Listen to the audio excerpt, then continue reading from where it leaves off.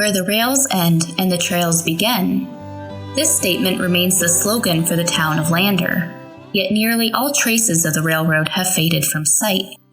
The few vestiges point to an exciting time in Lander's history and of the arduous work, time, money, and energy that once went into obtaining such an achievement. But whatever became of the railroad. Welcome to the Rediscover the Winds podcast, a podcast by the Fremont County Museums. With museums in Du Bois, Riverton, and Lander, the Fremont County Museum System is committed to collecting, preserving, and interpreting the stories of Fremont County and the Wind River area. The unique artifacts found at our museums relate the history of central Wyoming with information which, in many cases, can't be found anywhere else. With the Rediscover the Winds podcast, we hope to bring some of that history to you, wherever you are listening. Last episode, we looked at aviation in Riverton. We investigated the early aviators, learned about the golden age of aviation, and looked at the impact of World War II on aircraft production while delving into the history of Riverton Airport. This episode will continue with our theme of tourism and travel as we explore the story of the railroad. Lander itself came into prominence in 1884. And shortly thereafter, rumors started swirling in the newspapers about a possible railroad and the different companies and directions it may come from. It would take until 1902, however, when serious talks began about opening lands on the Wind River Reservation for settlement by homesteaders.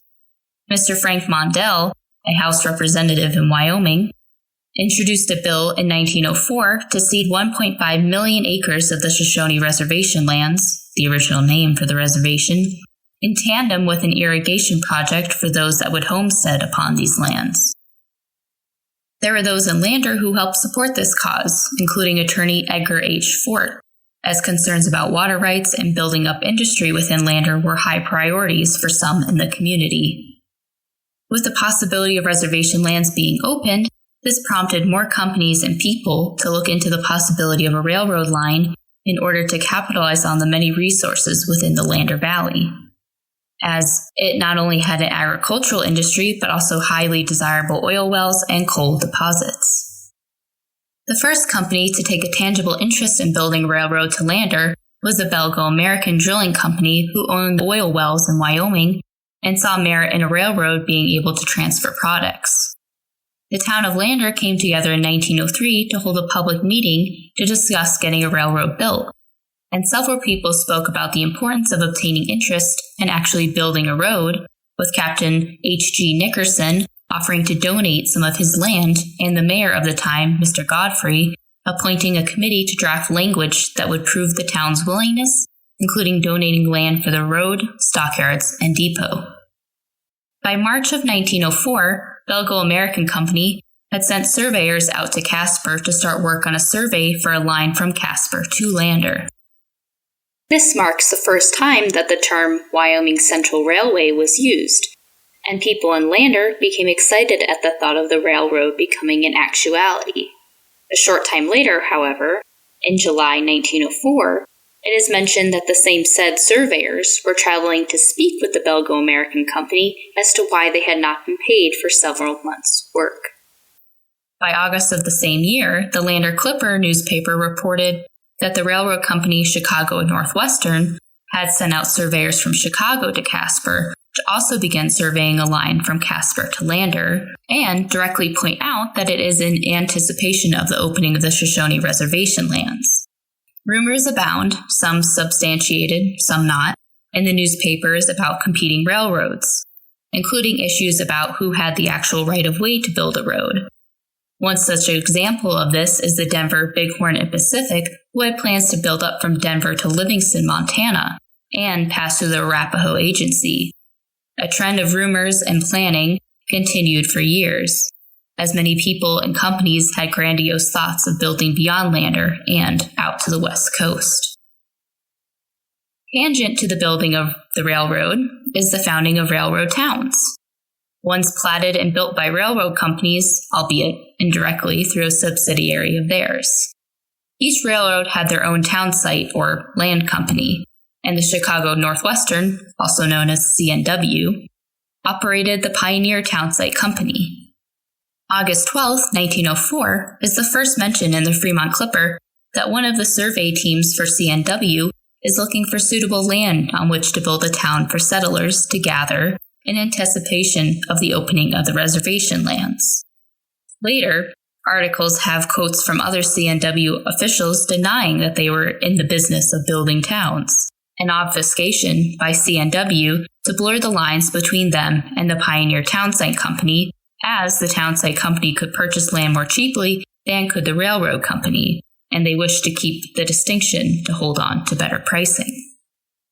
Residents of Lander were still working hard at enticing a company to commit to building, and had raised $30,000 in subscriptions by October 1904 to help with construction costs and obtaining rights of way. But, notably, they had the funds held locally and overseen by a committee, a tactic that proved to their betterment as the Belgo-American Company, while the first company to actively pursue construction, eventually turned over the right-of-way to build a road to CNW in January of 1905, though they did retain their rights to their oil wells. Around the same time, Superintendent of the reservation, Henry Wadsworth, met with CNW General Manager Mr. Bidwell to confirm that CNW would have permission to build across reservation lands. Mr. Bidwell was also one who proclaimed that CNW was not in the land business regarding building a town site, a trend that continued as rumors swirled in the local newspapers, with writers going so far as titling columns "Railroad Rumors" for readers to keep up with the ongoing events of the railroad business. A Denver Republican newspaper article from March 24, 1905, detailed that the right-of-way of the road had been officially transferred from the Belgo-American Company to the Wyoming Central Railway. The president of this company was former Governor Fenimore Chatterton, who was then Secretary of State for Wyoming. He took on the debts of the Belgo-American Company that included unpaid wages to the survey parties and other associated building costs. Mr. Chatterton remained the president of the Wyoming Central Railway and worked in tandem with Chicago and Northwestern to construct the railroad. This did not happen without a fight, however, as Joseph H. Lobel, a man with oil interests, tried for an injunction to stop the sale of the right-of-way from Wyoming Central Railway to the Chicago and Northwestern. His injunction was denied by a judge, however, and from there on out, the Chicago and Northwestern were on their way to building. With the ratification of the Mondale Bill for the opening of the reservation lands, great enthusiasm began to take shape locally. With the opening initially planned for June 15, 1906, grading for the road began in spring of 1905. Lander began to hustle to get the final pieces of the right-of-way obtained for the railroad, and lands were cleared for the road and depot to be built. Several houses and even the Lander Electric Light Company had to be moved out of the way to clear a space for the road to come through. The first town site to be laid out by the Chicago and Northwestern was to be Shoshone, and it was first noted in May of 1905, with some slight derision by the people of Lander who were not altogether happy about competition. But shortly after, in July of 1905, several town lots in the new Jackson Park edition of Lander were quickly snatched up, and Lander townfolk seemed assured of their success. October of the same year had the first station names published by CNW. Casper, Woolton, St. Stephen's, and Lander were the only towns on maps of the day. Stations were plotted about every 10 miles along the line. Going out from Casper, the stations were Kadoma, Seminole, Natrona, Powder River, Macoma, Woolton, Richards, Monetta, Okla, Shoshone, St. Stephen's, Lander. These stations would later evolve to include new ones, or spurs would be added, and station names would change over the decades as the years progressed, and train schedules fluctuated from busy centers of activity to slowly losing their steam as industry and time shifted. Grading for the roads continued in portions throughout the year of 1905, with different groups getting contracted to work different sections of the road. On occasion, there was a shortage of laborers, and companies would have to employ out-of-state or even foreign workers to come in to complete contracts. Some forces on the work teams even suffered an outbreak of glanders, a bacterial disease. These issues, combined with the freezing ground in winter, made for delays in building the road and laying of the tracks. By January of 1906, with delays and other issues, Governor Brooks of Wyoming first started pushing to delay the opening of the reservation. This was finalized in March, which also happened to be when the first major wreck occurred on the line from a bridge being washed out near the Seminole Station, killing 10 and injuring 16. Despite these delays with building and reservation lands opening, the companies and men in charge were confident that the line would be built to Shoshone by June and to Lander by July. The mail route even changed from coming by stagecoach from Rawlins to now being delivered by train. By July, Shoshone was now a tent city, and by August, another town site was being talked of by the businessman C.H. King, known for pushing west with Chicago and Northwestern to build stores in new town sites. Mr. King set up his stores in new town sites as the railroad progressed, to both help set up town sites and further his business interests. This new town site would eventually become the city of Riverton. A third new town site was on the horizon as well, due to its potential with coal deposits. This would eventually be the town of Hudson. By September of 1906, track laying had reached this new town site, and work was being pushed harder to get to Lander. The first work train to arrive at Lander occurred on October 12, 1906, and a big celebration was planned for the arrival of the first passenger trains into town for October 17th, 18th, and 19th. Mr. Eugene Amoretti Sr. even wrote to his former business partner, S. Conant Parks, that he planned to arrive on the first passenger trains. 7 coaches bearing passengers arrived at 12:10 p.m. on Wednesday, October 17th, to much fanfare, with a parade, the Lander and Casper bands playing, rides to Sinks Canyon, and more. Ed Young contributed with wagons of apples that were doled out to the visitors. A county fair was held as well to help boost Lander as a remarkable area of agriculture. CNW decided to buy some of the exhibits displayed there to market back east to bolster their push for tourism and settlement in Lander. They later produced tourist pamphlets of Wyoming that would include things such as Lander's great agriculture. An oft-repeated story about the conductor of that first passenger train goes that he, after the passengers had disembarked, leaned out of his window and yelled to the crowd, "Look out there, folks, we're going to turn her around," to which many townspeople scattered quickly, and the conductor had himself a good laugh. Progress with the new railroad kept coming. The stockyards, turntable, and roundhouse were constructed. A spur to the Lander Mill to better connect both the mill and the ice pond in winter were built, thereby easily accessing ice in winter for refrigerated cars.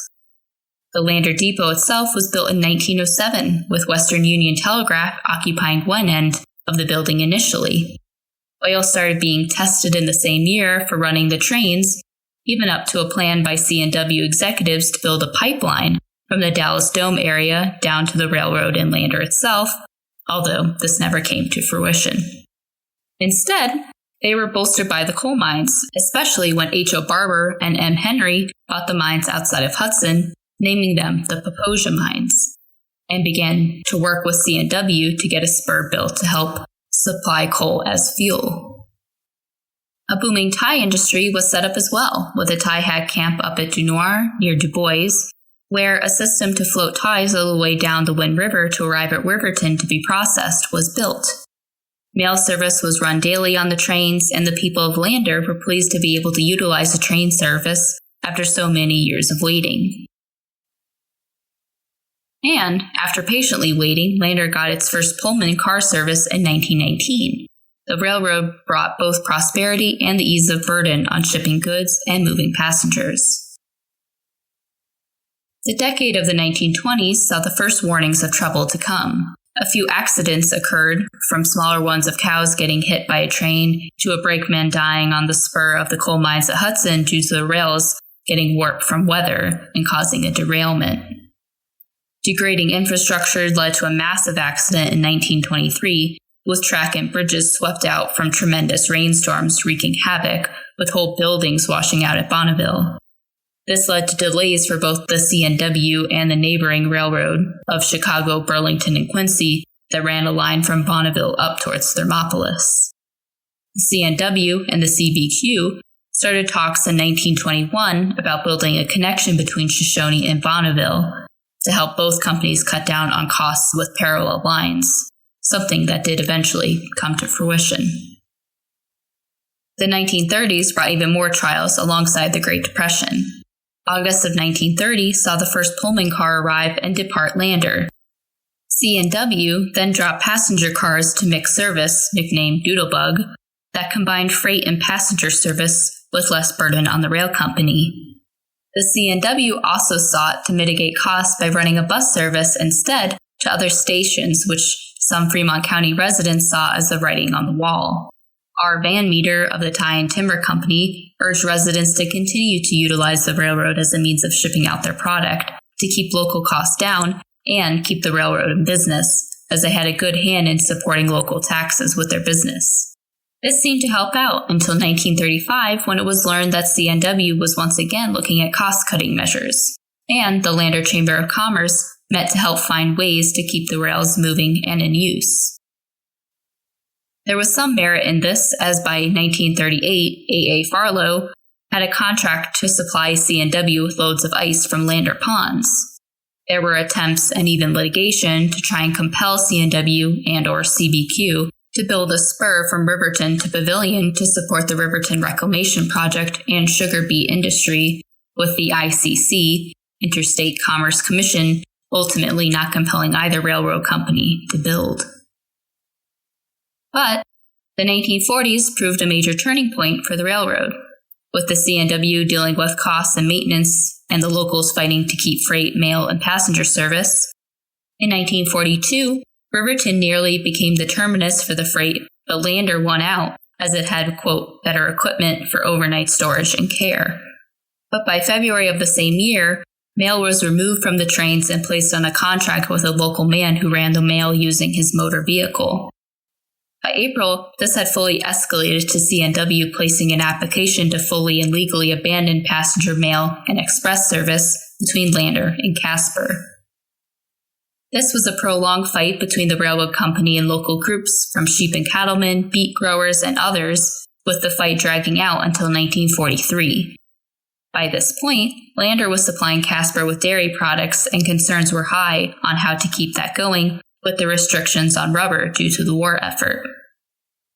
Ultimately, the trains kept running freight, but an approval was made by August 1943 for C&W to abandon 87 miles of track from Ilko to Shoshone and use parallel track owned by CBQ. Other changes to the Lander tracks and rail yards itself included removing 2 stalls and related tracks from the roundhouse and the water tower in 1944, but also adding a stockyard addition in 1946. Mixed freight and passenger service continued, but only briefly. The last passenger train on the mixed car service, nicknamed the Galloping Goose, pulled out of Lander Depot on April 19, 1943, with somber articles detailing the day in the Wyoming State Journal, an ode to a fading glory that was the railroad. Changes kept coming to the railroad. Cost-cutting measures continued, including switching to diesel fuel in 1950, and as more and more people began to rely on personal vehicles or delivery trucks and vans, use of the rails to transport goods kept dwindling. The first big physical change that was greatly noticeable was the Lander Depot itself.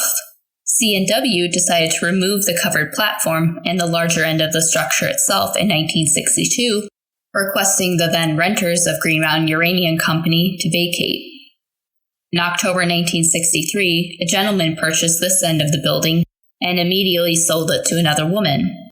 The Wyoming State Journal notes years later that one portion went to Snavely Lane and another could be seen from the highway while on a drive to Riverton, portioning out Lander rail history throughout the county. We can thank Lander's first female mayor, Hazel Spriggs, for helping the city to acquire the depot and grounds it laid on.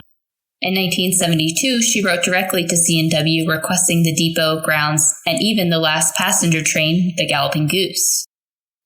While unable to acquire the latter request, Hazel succeeded in getting the grounds and depot. It was presented in a cold January ceremony in 1973 with a quitclaim deed 2 Golden Railroad spikes, and the retired first share in the stock of the Wyoming and Northwestern Railway Company. A final celebration was had on November 2nd, 1972, as the very last freight train pulled out of Lander. C&W had successfully petitioned to be allowed to legally abandon the rails between Lander and Riverton, and the death knell of the rails was heard.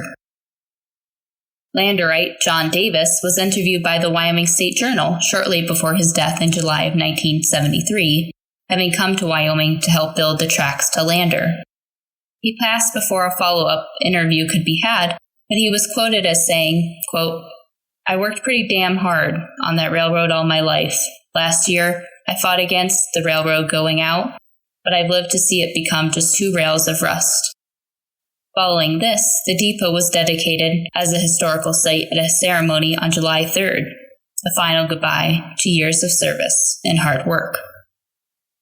Degradation of the rails and cost-cutting measures continued throughout the 1970s and 1980s, with one former employee noting, quote, "The speed limit of the trains was 15 miles per hour from Shoshone to Lander and Riverton. Due to the bad condition of the rail bed and tracks, we would stand way back to watch the rail cars rock and roll as they went by. We had to go ahead of the trains from Riverton to Lander to patrol the track. I got to see the last train leave Lander. The tracks just outside of Shoshone, you could hardly see the tracks, since the ties had either rotten out or else they had just sunk into the sandy soil." Once C&W legally abandoned the rails from Lander to Riverton, it slowly declined in use around Riverton as well. The Riverton Lumber Yard was the last large company utilizing the railroad to ship product, and when this closed, C&W decided to also move away from Riverton. The Riverton Depot had not been in use as a railroad depot since 1976, and only freight was being shipped out of Riverton. While Fremont County looked into the feasibility of taking over ownership of the tracks, their aspirations proved untenable. Riverton managed to save their depot through an historic preservation committee and a lot of volunteers and hard work. But C&W sold their tracks to a local group, the Badwater Line, who operated the line from Shoshone to Riverton. Today, the 22-mile section of the former line from Riverton to Shoshone is preserved as a walking trail known as the Wyoming Heritage Trail. The final train out of Riverton was on September 15, 1988, pulling cars of barley by engineer Don Pinkerton. Reporters from the Riverton Ranger and a few others came by to witness the last run and discuss former times and railmen. But this was a mournful day. The end of the rails had finally arrived. Most signs of the rails have been removed, tracks pulled up, and depots sold or torn down. But markers still point to these former times, from historic attempts at preserving the past, and Lander retaining the slogan, "Where the rails end and the trails begin." Lander even had a caboose donated to place next to the old depot, albeit a Union Pacific one, in 1993. It currently sits in the parking lot of the golf course. Residents still can recall the old days of the rails and hold proudly to their historic past. The rails may have come and gone, but they are not forgotten. The rails have ended, but the trail always begins. That's it for this episode of the Rediscover the Winds podcast. Next episode will focus on historic highways in Du Bois, as we continue with our theme of tourism and travel.